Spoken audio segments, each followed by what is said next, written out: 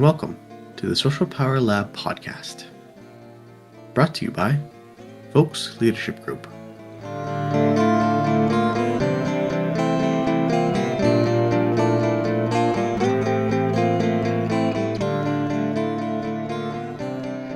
Hello, everyone. Welcome to the Social Power Lab, Vokes Leadership Group. I got with me Dr. Ted Vokes. And Ted, what are we going to talk about today? Well, thanks, Adrian. We're going to talk first about how Amir's off for a few weeks on a well-earned sabbatical. We're going to miss him, but he deserves some time away, and we're delighted for him. So he'll be back soon. So it's Adrian and I in the pilot seat. We switch back and forth between pilot and co-pilot. That's how we do it. So yeah, you'll have to listen to the two of us explore some really cool stuff this week. Sounds excellent. So, I guess, I don't know, off the top of your head, we're recording on a Saturday, because why not? Saturdays. Yeah. Could you imagine if I just said Saturdays are for the boys? Do you remember that little... No, what was that one? Oh, Saturdays God. for the It Boys. was this fad where a bunch of men were refusing to hang out with their female partners on Saturdays and saying that Saturdays is for the boys instead. It was Inclusion, exclusion power, right yeah, there, yeah. right? Like it was this thing in, I think it was like 2015, 2016. I remember it was just like it was a huge thing. But anyway, yeah, we're It goes, recording on the Saturday. it, go- Um, it goes back to the old, little kids clubs, girls keep out, boys club or girls club, boys keep yeah, out kind of thing, right? no girls It's, allowed, no boys allowed. yeah, I remember building a fort when I was a kid, and we would put the sign "No girls allowed" on it. yeah, Me and my you know. cousins. Yeah. It's inclusion, exclusion power, and that's how quickly the brain uses all 12 forms of these power. Really, really early. Like we say, all of these forms of power are being used in the schoolyard or in the United Nations. Every level of analysis, right? Yeah, it's funny, film examples right off the bat. Um, I'm going to see Avatar Ash and Fire tonight. I'm super excited. And the second movie that, I just watched this morning, almost the whole movie is about inclusion, exclusion power and reality shaping power.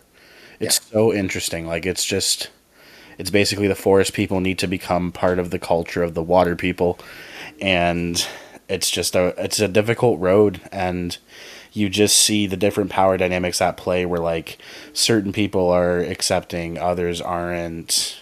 The one kid is rebelling, the other one's trying to integrate, right? So there's just these multifaceted dynamics of power at play, as there is with pretty much every Oh, single anything. action Yeah. that we Yeah. go through. But yeah, is there anything spicy on your mind? Well, I want to pick up on what you said, the two forms of power in that, because inclusion and exclusion power has to be based on some reality. So there Yeah, has to be somebody defined as outgroup, and there has to be somebody defined as in-group, and that's the reality shaping power operating. right. Well, Adrian, you're not part of us because you have blue eyes. Now, until I defined blue eyes versus brown eyes, I'm not telling anybody what his eye colors really are, but I mean, he does have gorgeous eyes. Okay. We all say that in practice. And but I just put forward an idea that you're outgroup because of your eye color. So there's a reality. Now, other people could reject that. They could say, what are you talking about? And I am making an oblique reference to some studies and There some was a study of that, yeah, right? yeah, It was where in a children's classroom, wasn't it? yeah, and I don't recall if it was an actual formal study or but I think it was. I think there was Yeah. something, but it's done as an experiment, sort of a lived, live action experiment in some classes where they divide the kids up in the class according to eye color, and then they watch the in-group out-group dynamics unfold. They don't have the language of power that we are now offering, but Mm. it's very robust findings. Um, and then, there's accounts of this where then they change the criteria for in-group, out-group from, eye color to like hair color.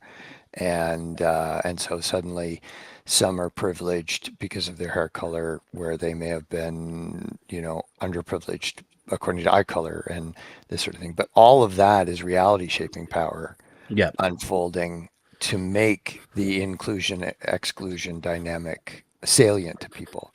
Okay, what are the cues I have to look for?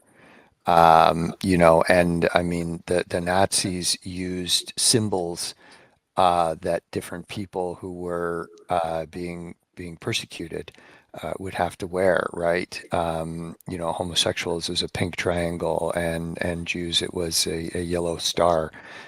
Started as an armband with a blue Star of David, and then it went to a yellow star. And so these were ways of visually marking who is in group and who's out group.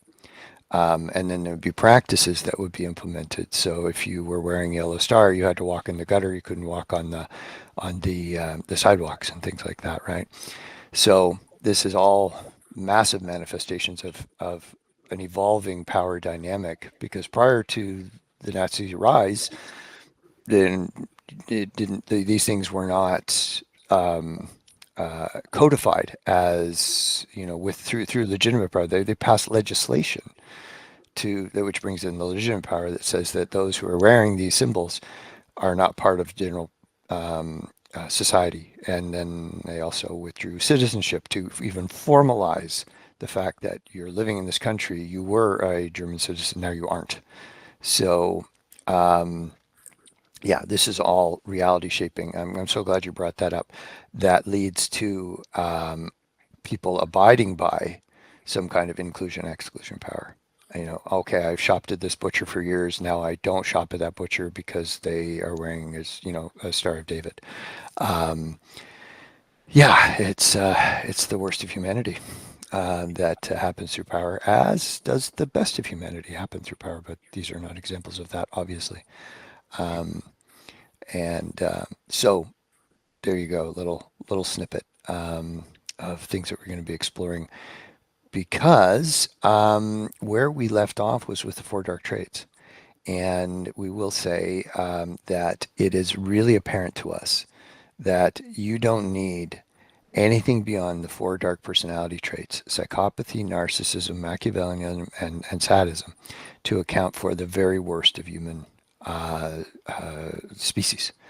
All of the most evil things that our species has committed against typically members of our own species, and sadly other species as well, can be fully accounted for by these four dark traits.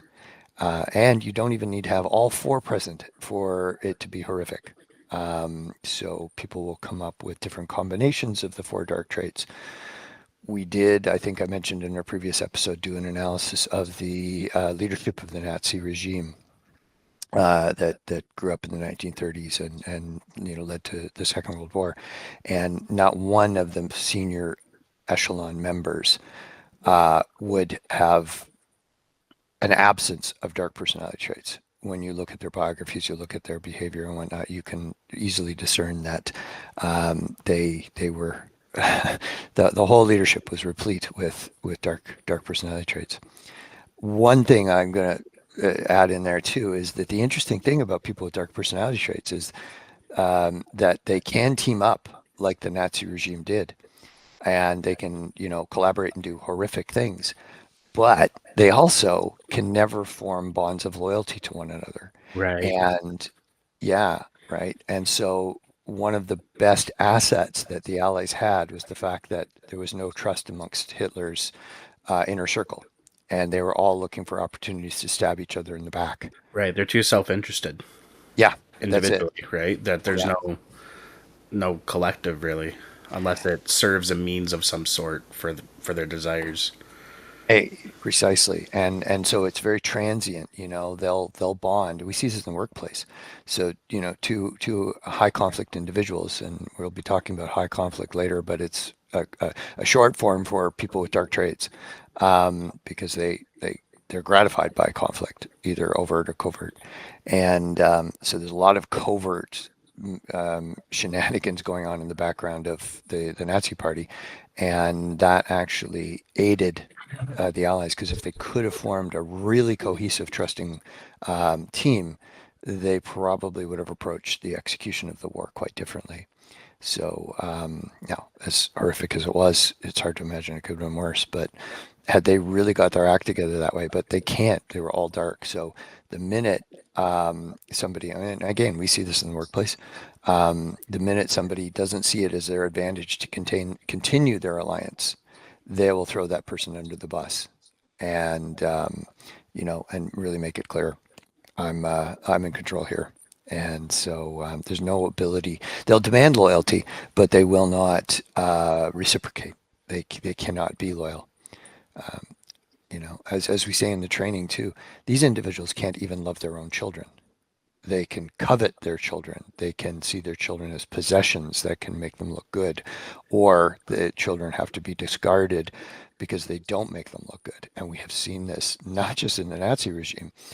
We've seen this in individuals that are dark and are doing devastating things in the workplace.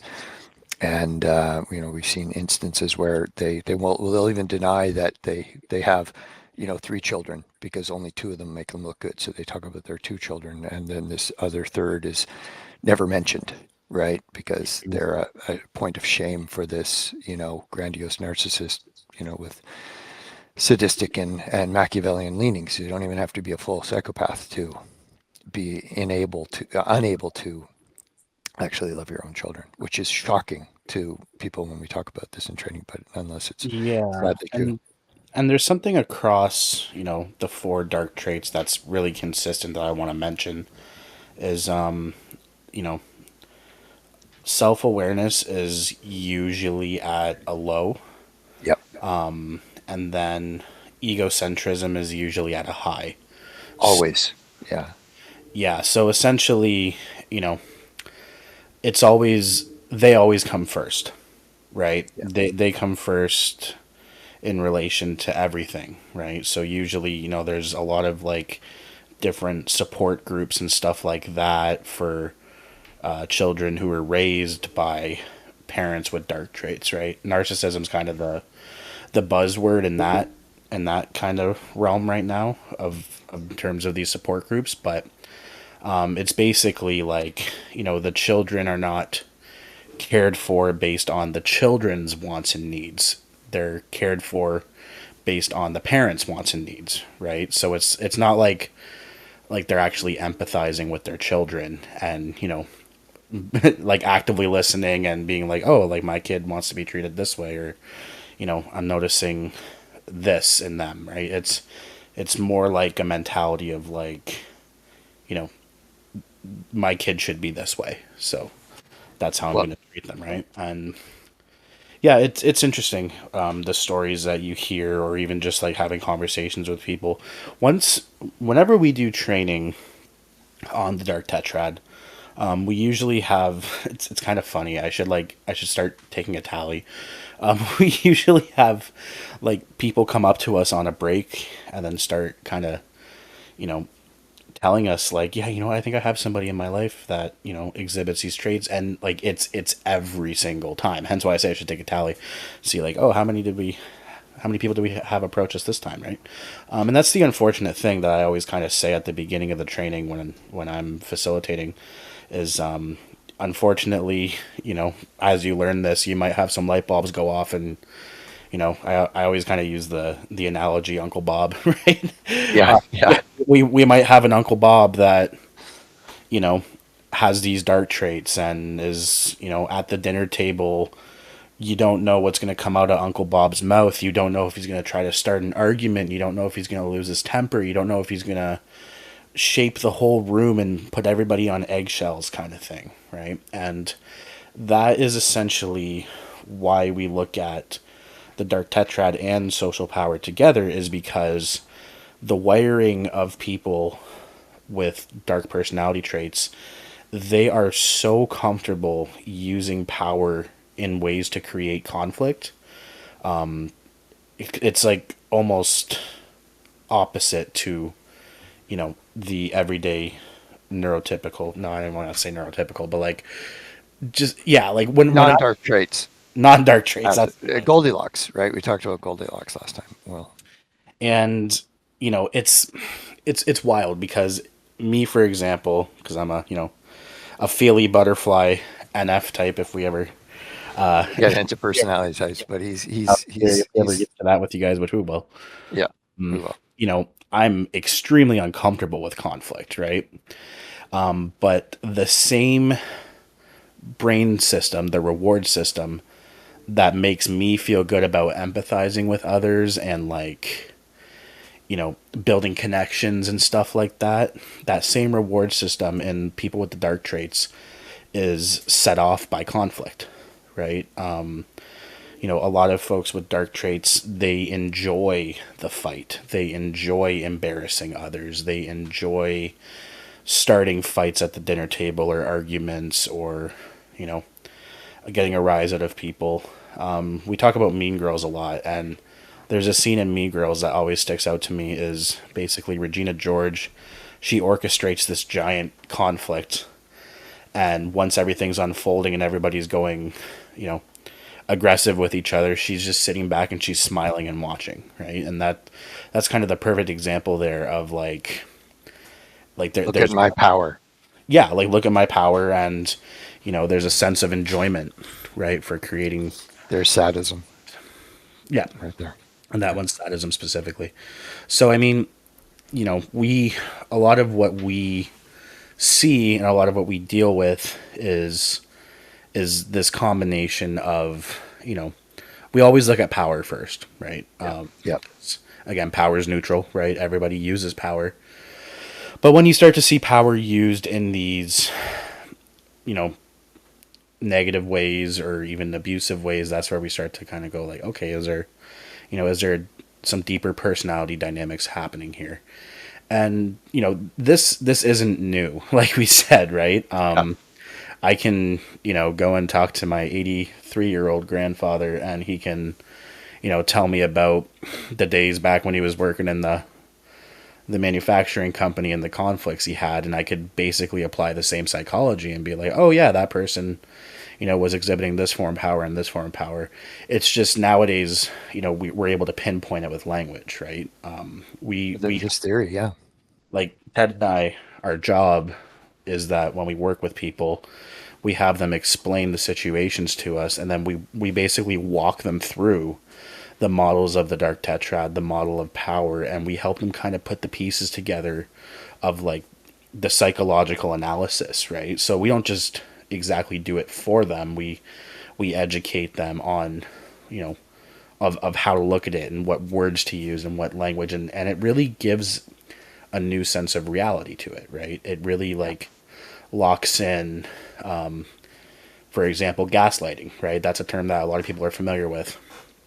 Gaslighting is like one of the number one tactics of folks on the dark tetrad because it's just, well, it's extremely manipulative, right? And a lot of people, when they learn what Better, yeah. Why don't you define it in case people haven't? okay, yeah. I mean, gaslighting is essentially the other person invalidating your reality to the point where you believe them, right? So it's based on this old movie called Gaslight that, me and Ted have been saying for like literally 7 years that we're going to watch this movie and we haven't done it. I know. We got to watch Gaslight. It's because every time we hang out, we end up doing this. Talking. Yeah. It's based on this older movie off the top of my head. 1940s. The play. 40s? I just learned the play came out in 38, and then it was turned into a movie in the 40s. Wow. Okay. Yeah. Yeah, and basically it's, the husband is turning off the gaslight, and is it that the whole house goes down? Okay. Yeah. Let me. I figured this Go ahead, out. take it For somebody who's never seen the film, I know the film better than you do, Yeah. Adrian, because not that I've seen it. So what happens? It takes place during the period where homes were lit with gas as opposed to electricity, and the way you adjusted the lighting, you had probably even more. It's like dimmer switches, but you turn up the gas or you turn it down. And in this film, the husband is trying to convince the wife that she's losing her mind, which is gaslighting. That's the idea. And how he does it is they'll be sitting in the study reading, and suddenly I don't know how he manages to arrange this, but the gas lights, the lighting in the room turns down. And of course, if you're reading a book, you're even more likely to notice. And then it gradually turns up again, and he makes no notice of it whatsoever. But then she goes, "Honey, did the lights just dim and they come up?" And he would be like, "No, no, not at all. Like, what are," and so he's starting to create doubt in her own mind as to whether she can trust her own perceptions of reality. And this goes on and on through the film that I haven't seen yet. And I don't. The good news is we can't have a spoiler alert because Yeah, we've not seen the film, but anyway, we will one day. Um, I was induced to watch Mean Girls during the pandemic, finally, because so many of my students were saying, and when I taught social power, have you seen Mean Girls? Like it, like, and they were relating the forms of power to the movie, and so we watched it. Um, yeah, so the gaslighting is there's 10 forms. We'll talk about those in later episodes because these are tactics, power tactics that are used, that people with dark traits do, and and they're comfortable doing it, as Adrian is saying. I think I'm channeling Amir through my brain too. I just said just yeah. as Amir was. We miss you, Amir. Anyway, go ahead, Adrian. And the thing with gaslighting too, it can be used so subtly, right?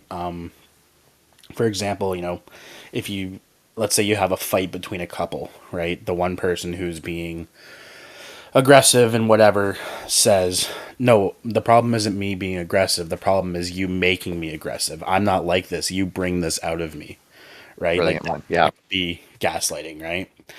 So then they convince you that you're the problem, right? It's not them. Meanwhile, as adults, we know very, very clearly that we're all responsible for our behavior, right? But, obviously with a lack of ego maturity, that's where you see things like, deflection and all that kind of stuff.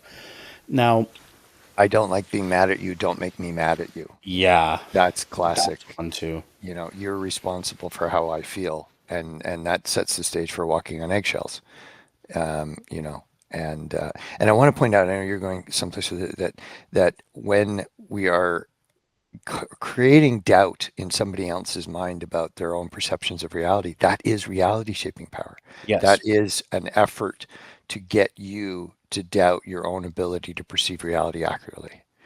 We use the example in training where, if you feel like, maybe you're underperforming in your job, and you've had some performance feedback that says, yeah, there's a lot of areas where you really need to improve, and you don't feel like you're improving.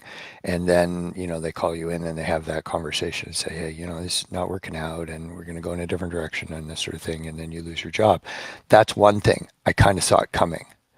But if you think you're on your game and you think you're, killing it at work and doing great, and then they bring you in and they say, hey, you're not getting it. You're not doing the job the way we need you to be doing it. We're going to have to let you go. And you didn't see it coming. That is, in both cases, both those scenarios, you're out of a job. But in the second case, you're also wondering, am I out of my mind? Because I didn't see it coming. I thought I was killing it, and I'm not. Same thing could happen in a romantic relationship where it's kind of rocky for a while between the two of you, and then he or she breaks up with you, and then okay, I saw it coming.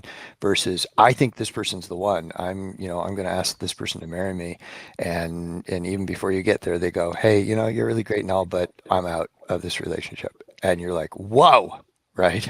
So in both cases, you're out of a romantic relationship, but one is far, far, far more devastating than the other because now what else am I not seeing? Do my parents love me? I thought this person loved me, and so you really start to question your own, and that's an incredible form of reality shaping power to get you to doubt your reality. And then what they'll be very quick to do is to tell you who you are. Adrian, you are not who you think you are, right? And now you're bewildered because you're like, am I seeing reality accurately? No, no, let me tell you who you are. And then, they'll overlay a version of reality about you. to make you feel awful about yourself or incompetent, those kinds of things. So that's reality shaping power in a highly manipulative kind of way. Sorry, I took I Oh took. no, that's great. And funny reality shaping power story. My mother, who is a very, very empathetic and an emotionally intelligent person, It's amazing. she I definitely told you this story before, but Well, she caught me smoking cigarettes when I was like 13. And and I tried as a 13-year-old to gaslight my way out of it, right? So what happened was my cousin was sleeping over and whatever.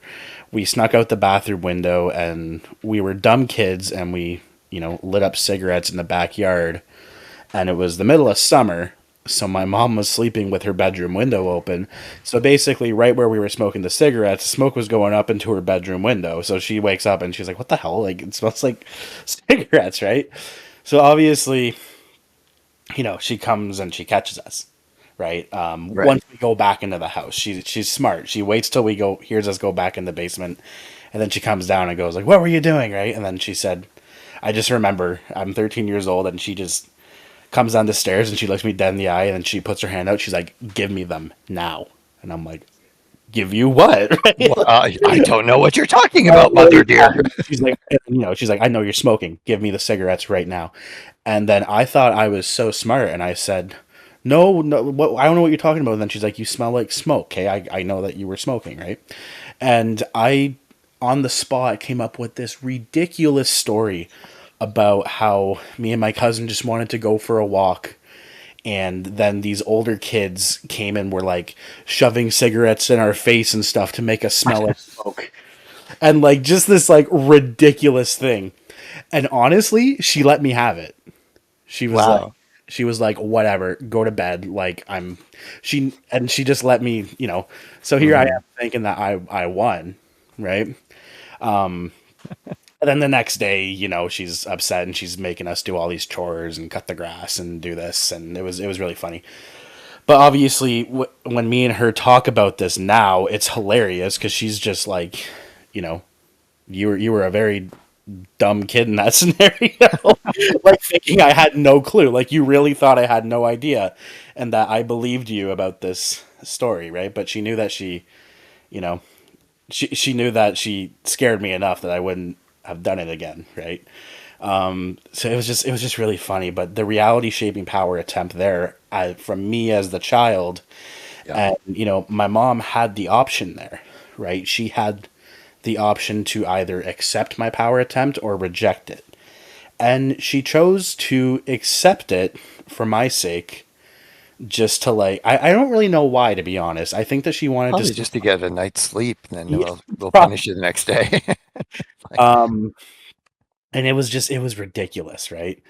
And that is how some of these gaslighting scenarios can go, except they work, right? Depending on, how aggressively a person can use a form of power and how comfortable they are with lying, like they can convince you of almost anything, right? mhm. There's studies that show, here I'm going on a tangent here, but about like false memories. And there was something I wish I remember off the top of my head, but basically the researcher would go and basically say to the participant, "Last time you told me about this situation where, I don't know, let's say you were at a birthday party and then you got into an argument with one of the kids over the flavor of the cake," right? And then you would sit there and you'd be like, "I don't remember telling you that," right? Mhm. And this researcher, his independent variable was basically just like being 100% certain or pretending he was and be like, "No, like you told me this," right? And then every time you said no, he would kind of assert himself more to make you feel like you're out of touch with your own reality and remembering what you said. And basically, each time the researcher would meet with the participant, they would start to agree, be like, "Yeah, okay, I remember that now," Right. right? So they literally like their reality changed, right? They Yeah. started to remember this thing that never actually happened for no other reason than that the researcher was basically just so confident and so certain in his delivery and displaying so much emotion that they believed it, right? And that's often what people with dark traits do, is that, they're so comfortable with the conflict And the that, lie. and so comfortable with lying and stuff like that, that they can just essentially use our emotions against us, Hmm. right? And this is all based on the original research of Elizabeth Loftus on post-event information, PEI, not the Robbins, for our Love Canadian it. listeners, I post-event don't. information, and where you can induce false memories. And they've gone so far as to induce a false memory of a crime that was committed in some individuals who actually came to believe that they committed their crime. I think that'll be worth a deep dive in a future episode because it is how one of the many ways that reality shaping power can be, used to exploit people. And like you're saying, Adrian, these individuals with any of the dark traits are absolutely comfortable lying, where that sets up a really distress signal in our brains when you don't have dark traits, when you're in that Goldilocks zone, or even on the dazzling side. But for them, it's like no problem to fabricate a reality and just watch you struggle in it. Yeah, and it's unfortunate how often you can find it once you're looking for it, right? Yeah. Or once your guard up, once your guard is up, or like, yeah, understanding the psychology. It's one of those things where it's almost like a life skill that we don't know that we need. Hmm. No, after training in you know the many forms of training that we do, people will say, I wish I knew this, 20 years ago when I was, struggling to deal with my parent, or when I was a new leader, or um, you know. So this is the cool thing about applied social psychology is as much as we apply it in the workplace, it applies everywhere. It Ye- applies to your romantic relationships, or it applies to raising your kids, or relates to your hockey team, or your baseball team. Power dynamics are unfolding in every single social scenario that you're in, and even to the most mundane.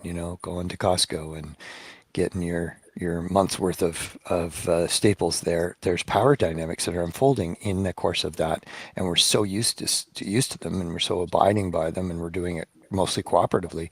You don't think of it as a a an experience of social power, just getting your stuff from Costco.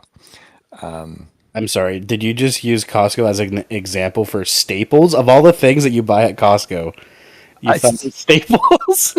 No, staples, as in your toilet paper for for a Oh, month, your well, your Kleenex, yeah, right. now I feel like a goofball because I was thinking like literal staples that you put in paper. Oh, That's where my brain's at today, everyone.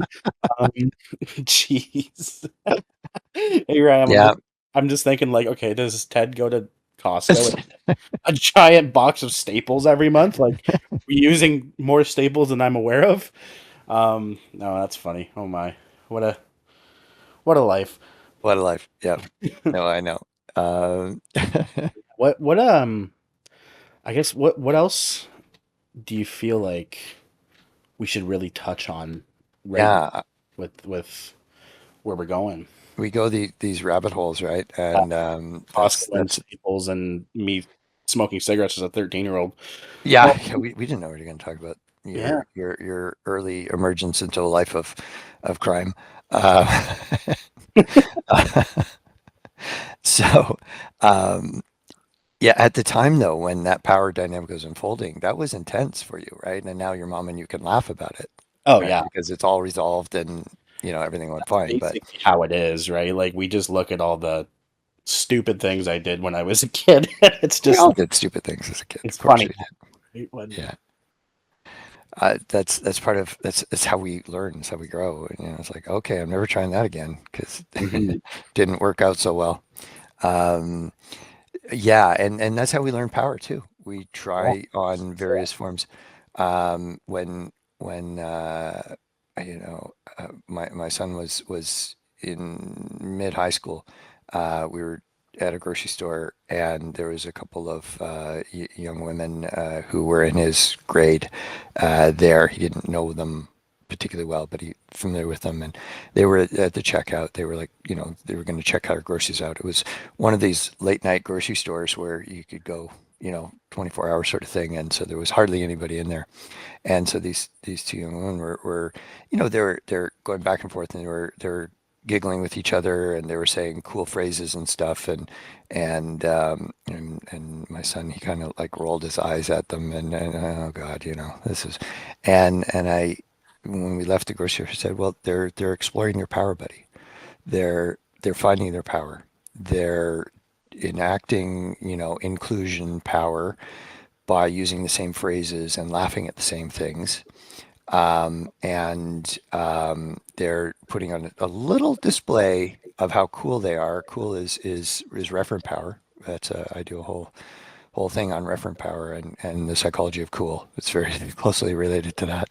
And I said, so they're finding their power. They're trying it on, and that's what life is about. And we don't stop doing that after high school. We do that throughout the rest of our lives because we're in new Mhm. situations and we have to find our power in each one of those. And that doesn't mean power to dominate. It means we have to find Right. our power in this social group. Or even If you've just got power, dark traits, right? sorry. Not power to dominate, even just power to relate. Yeah, that's Um, brilliantly put. Power. I want to capture that one. It's not power to dominate necessarily. It's power to relate, to be included in the group, right, mhm. and not to be excluded. And so they were trying it on, and he really took that to heart. He really reflected on that, and it's like, okay, they're finding their power. They're exploring it, and like your power attempt to gaslight your mother, which sounds horrible now as they say it. It sounds so awful when you It say sounds it. awful. Um, Sorry, mom. yeah, but it failed. She was smart enough to know that it wasn't, big kids forcing you to smoke cigarettes so that you go home and get in trouble. It wasn't the rabbits in the garden lighting up a smoke underneath their Yeah. window. It was, um, and so yeah, that there you go. I'll try and get back on script here a little bit to the degree that we have one. The script is we're talking about power, okay? All right, Yeah. this is all about power. Um, so I did want to do a rejoinder to something we said earlier in the podcast series, because the world is really in a state of affairs today, one that I can't say I've ever really lived through. And we're not going to get into a whole lot of the specifics or get into a political critique of the planet. I think most people who are listening will be very aware of, from their own vantage point, what we're talking about here. But as much as we try to be lighthearted with our discussions, we are also deadly serious about the importance of all of this. We are in a period in history that where we're sitting squarely in a polycrisis of our own making. This is about power shifting and changing on the planet in ways that no one person is in control of. Some very powerful people are much more in control of than others, but nobody's completely in control of it. Um, and so it's a time where power is very much in flux. The social order that I grew up in, I will say, is not what it is that I'm living in now. And we'll probably talk more about this in future episodes again, but we're in a period of what we call VUCA. It's high levels of volatility, uncertainty, complexity, and ambiguity. That's the acronym for VUCA, which the brain really hates. The brain really likes situations that are, certain and predictable, and something that we can really count on in a way that our brain, which is a prediction machine, can easily make predictions about what's likely to happen. And in a VUCA period, which is brought about in this case by a polycrisis, many, many crises unfolding that would have maybe been separate crises, but are now compounding and building onto one another. And people with power are exploiting those dynamics to change the way that the world actually functions. So this is one of the core impetuses for why we've been studying power for many years. We didn't see this particular period coming. Power is important anytime, but it's particularly important now. So the book is coming out to help people make sense of power, and also to look at how they may be able to exert more power with greater intention to maybe push back on aspects of the emerging social realities and norms that you know happen in these periods where power goes into flux. And we'll have lots to talk about on this in future episodes when we're talking about power and culture. Culture is an expression of power established, and leadership is the expression of power enacted in a way to either reinforce the existing culture if we don't want things to change, or to challenge the existing culture if I do want it to change. And that can be done for good or for, benevolent purposes. Or it could be done for very self-serving and dangerous purposes. So back to the dark tetrad for a sec. The two overarching elements of all of the dark traits are a profound level of egocentrism. It's all about me all of the time, and callousness. And I wish there was a word that was stronger than callousness, because callousness can sound kind of like, well, they were really callous when they made the decision. But what it's meant by is an utter disregard or I may be aware of how I'm impacting you, but I don't care. I just don't care. Mm-hmm. Um, Like an and so that, apathy. sorry. An apathy in a way. Yeah, yeah, about your suffering that I'm creating. That Mm-hmm. that would be callousness. So those are the two commonalities to the dark traits. And if you missed last episode, go back and listen, because we really broke down the four dark traits in some detail.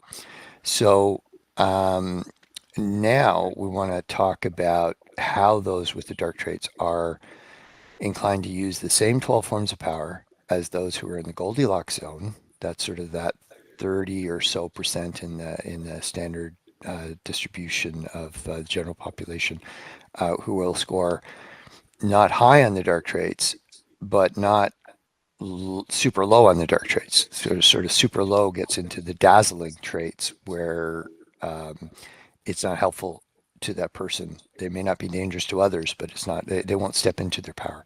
So we have a model up on the screen of how all 12 forms of power are essentially related to by people on the dark side of the continuum, in the Goldilocks zone, and then on the dazzling side. And so I thought I'd take an excerpt from the book that's well in progress and coming out later this year, um, to explain how the sort of these three components of the model of personality relate to power.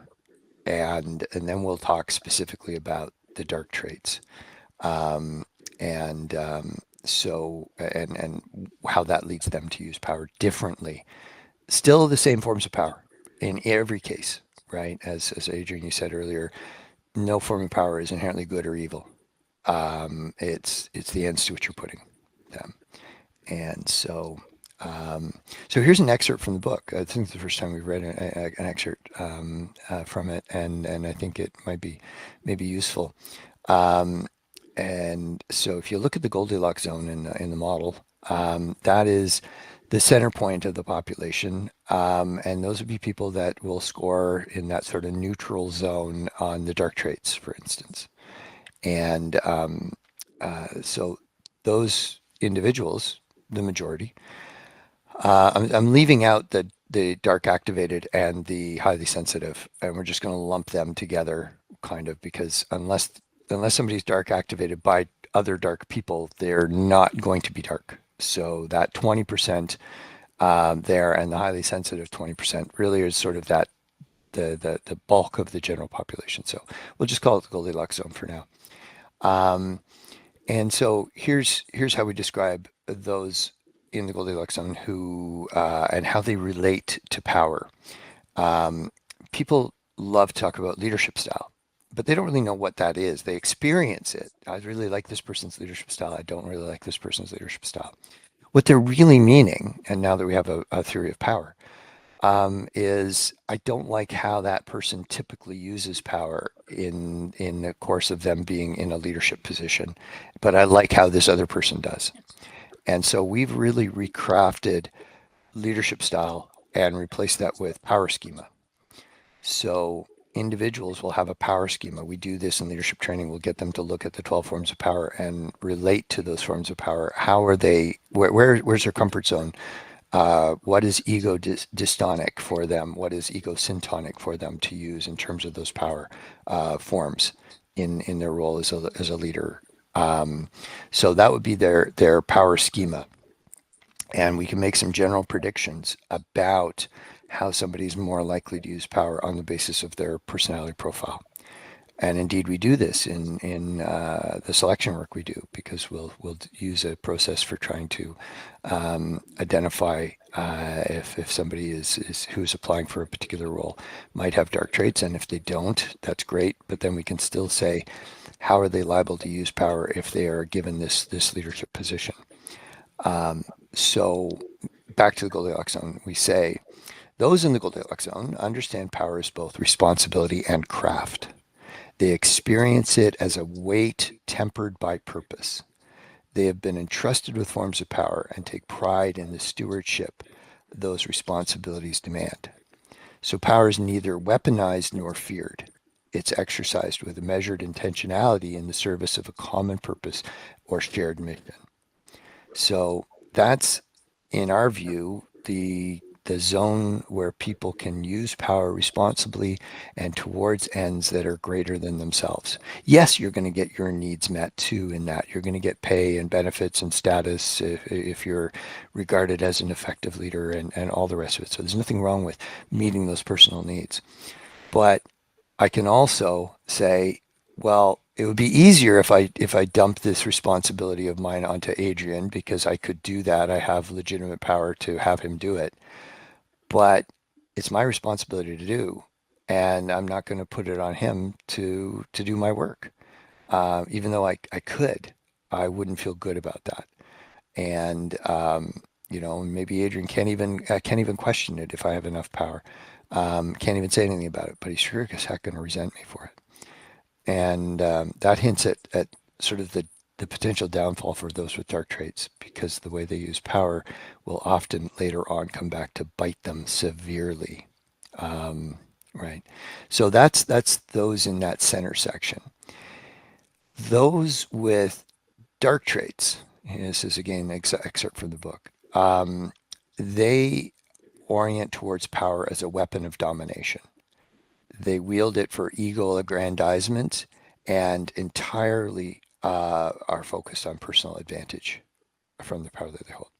So power functions as an intoxicant.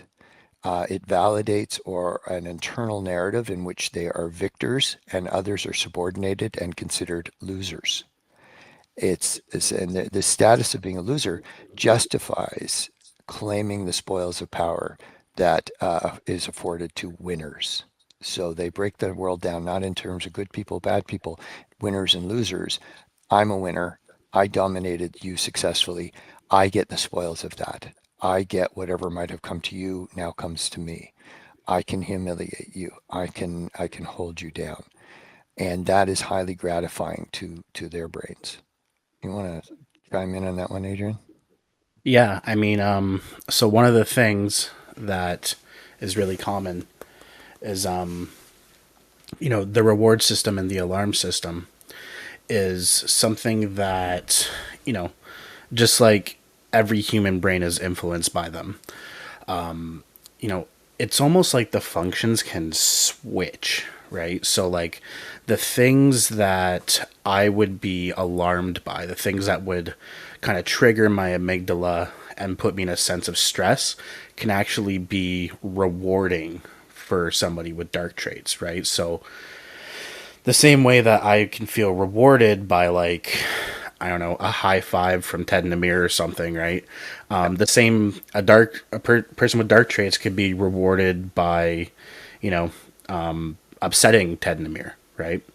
So it's almost like roles are reversed, and a friend of mine, another psych major, he once kind of explained it to me that when you're in conflict with somebody who has high conflict traits, the dark tetrad traits, you're in their ballpark. So it's almost like imagine you're playing baseball, but like you're out of town, right? Like you're in their ballpark, and so they're kind of able.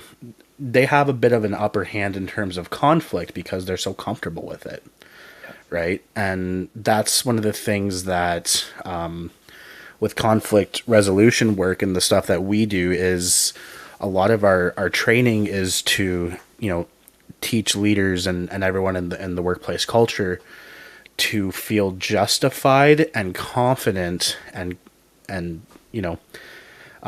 as comfortable as they can be. I'm not even going to say they can be fully comfortable with like standing their ground in these really neutral ways, right? You can't really aggress back, right? And we're only human. We want to, right? If somebody acts aggressive towards us and unfair and is outspoken, and it's like, a lot of us want to go like, you know what? Like, how dare you? Your behavior is right. And then we want to kind of fire some type of like rebuttal or insult at them. Even if we do it like very professionally, right? The problem with that is that it really just, it throws fuel on the fire. Like it does, right? It just gives more to shoot back. So a lot of what we try to teach and a lot of the research strategies that work in these conflicts are very based around like really standing your ground with like neutral unemotional responses, Yep. right? It's almost like you don't give them the emotional reaction. You don't respond to insults with more insults. You don't have to take insults and be like, oh, you're right, Mm-hmm. I'm sorry for that. Like, you don't need to apologize, nothing, but you just need to kind of have a mentality of like, okay, if you speak to me like this, here's what's going to happen, right? It's not personal, it's just simple Boundary setting. what's going to happen next, right? So it's really difficult. It's so difficult because every person in the world, we get defensive when we're in conflict, right? It could be the littlest thing sometimes. It could be like, why didn't you put the milk back in the fridge? Right? Yeah.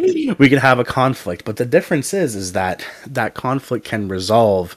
And at the end of the day, you and the person can still like have respect for each other. And, it's like a come and go type of thing, right? It's a emotional high that comes down. But when dealing with high conflict dynamics, it's kind of like that emotional high. The goal is to almost keep you there, right? Mm-hmm. And that can be what's so challenging. Yeah. Is there anything I'm kind of missing on that, or? I'm just underscore that the people with dark traits can grind you down. That's Yes. one of they have these multiple range of tactics, but one of their strategies is to just keep persistently grinding you down. And we see leaders who have had to deal with a high conflict member of their team, or team members who've had to deal with a high conflict, leader, who are just beat the hell up. And we routinely refer people who've had these experiences to clinical psychologists and social workers for treatment, because it is a profound form of psychological abuse. They can take place in the workplace, in the family, on your hockey team. Keep coming back to hockey team. Oh, Canada. Yeah, thank you. um, the truth be known, I don't even play hockey. I know I'm a bad Canadian boy, um, but my identity is still intact. I'm all right. So that was I. There's two excerpts from the book. The third piece is with respect to the dazzling tetrad that we haven't talked a lot about, but it's essentially it's Amir's brilliant work where it's the you're so far away from being narcissistic, sadistic, Machiavellian, or uh, or being a psychopath. Thank you. Uh, that you're in the polar opposite direction. You're on the other side of the Goldilocks zone, and you can see it in the. Those individuals don't step into their power. They may have it by virtue of the position that they're operating in, but they don't tend to step into it. So here's what we say in the book about that. It says those with dazzling tetrad traits perceive power as a perilous instrument they prefer not to wield, fearing the harm they might inflict on others and the erosion of the relational bonds they value, which we put in brackets here as referent power. This perception triggers their alarm system. They are most comfortable with referent power, the only form that reinforces and is positive referent power now. I've got to keep these people liking me. So the only form that reinforces rather than threatens their relational identity. So all other power modalities generate anxiety, experiences unwelcome burdens that they hope circumstance will not compel them to exercise. So I saw on a couple of occasions individuals when I was in the military who didn't step into their power. They had the legitimate power to deny a leave pass to a platoon that had been screwing up and not meeting standards, and they had every right to say, okay, you lose your weekend pass because you didn't perform to expectations. And in a leadership training program, that's a fairly common kind of consequence to issue. And they couldn't step into it. They were terrified that, well, maybe my platoon won't like me anymore. Well, your job isn't to be liked in those situations, but people with the dazzling trait patterns can be prevented themselves by virtue of their terror of causing discomfort, harm, or any of that sort of thing to other people. And we've seen it where in the civilian world where a leader, everybody in the team would like the leader to say that behavior in the team meeting is not acceptable, but they don't. And people are looking to that person to step into their power and say, that's crossing a boundary. You can't speak like that in a team meeting. If that happens again, I'm going to have you exit the meeting, right? But instead, they don't step into that uh, legitimate power to say this is a boundary and to shape the reality of everybody that says that conduct in a team meeting is unacceptable. And people don't feel safe anymore. They don't feel like the person that they think should have the most power in the room is not exercising that power. Happens in families where a parent or parents are not willing to put boundaries on the kids, and then the kids learn very quickly. Oh, I'm in control here. I can pull all the strings here. And if any of those kids have emerging dark traits, they will emerge as the power holder in the family. We have seen that in family businesses, and where even the youngest child in the family business, who's in their 30s, is controlling the older siblings and the parents. That's been a dynamic as well. So dazzling traits really sort of prevent people from exercising the full scope of power that people in that center zone, the Goldilocks zone, would step into. And of course, you see those with the dark traits being very willing to use power very aggressively for very personal ends and at the expense of the mission, at the expense of other people. There's the callousness that comes in again. So that's a little from the book about how the personality really shapes our orientation to how we use power. We go further than that in a deep dive in leadership training, because we'll get people to look at which forms of power are they comfortable using, ego syntonic, uncomfortable using, ego dystonic, and whether or not they should perhaps, whether they're overusing those forms of power that are ego syntonic to them, and are they underutilizing forms of power that they're just not yet comfortable using? But maybe the team would do better if they did. So yeah, where's that bring us to, Adrian? Yeah, I mean, I love the well, I love the tetrads as models of understanding. I don't Mm-hmm. want to say I love them as yeah, Because you aspire to be I a dark. aspire to be them, but no, these models really do work well with the framework of power. And honestly, the more that you folks listen, the more the theory train's going to be rolling, right? And this is all really core stuff that once you really understand it, it works so fluidly with each other. And I really just want to emphasize that. So, keep staying tuned. We're at our hour. Yep. So yeah. So any closing remarks, Ted, before we Yeah, no, go and change the world some more? yeah. Finish?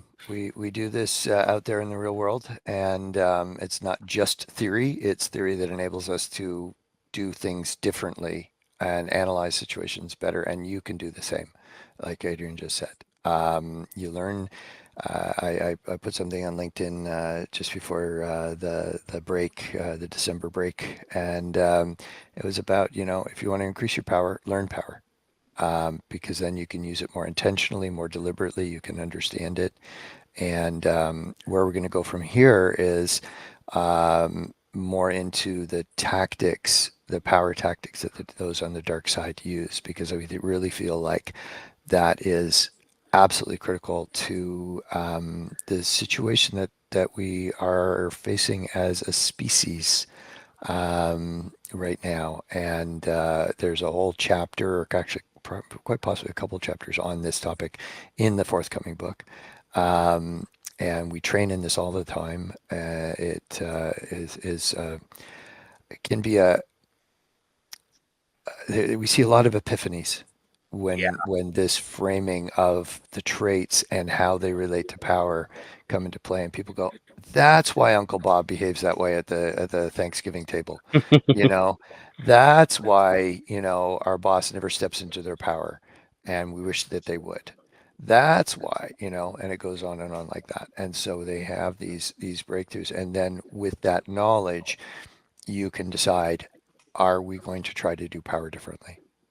That's the thing, right? With the awareness of how I'm using my power, how others are using their power, I now can make some deliberate changes and try new power styles, alter my approach to this particular team member, see if I can change how we are interacting into something that's more productive and fruitful and fruitful for my interactions in the team. So ain't just theory. It's all about living life and doing it very much more deliberately and Mhm. intentionally. Absolutely. And yeah, stay tuned next week. Ted might go buy a bunch of staples at Costco between now and then. I don't know. Months Um, staples. Staples. Yeah, yeah, but this is Volk's Leadership Group on the Social Power Lab. Thank you for joining us, and we're just gonna dive deeper each week as we go. So please tune in, and any questions, please comment. We're always happy to talk to you guys and learn more from you. And yeah, this journey is just beginning. So Absolutely. please stay tuned, and we'll see you Yeah. next time. All right. Take Yeah, care. take Thanks, care. Adrian. Bye bye.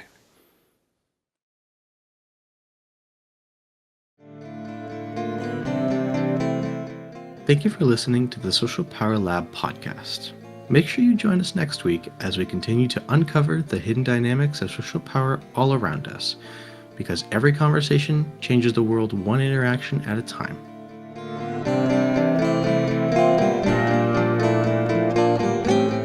You can listen to the Social Power Lab podcast on Spotify under Social Power Lab, on YouTube under Social Power Lab _VLG, and on LinkedIn under Vokes Leadership Group. Thank you and have a wonderful day.